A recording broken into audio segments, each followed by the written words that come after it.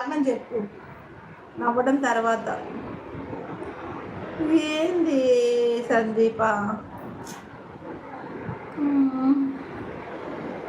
ఆకాశం తాకేలా వడగాలై నీల అందించి ఆహ్వానం.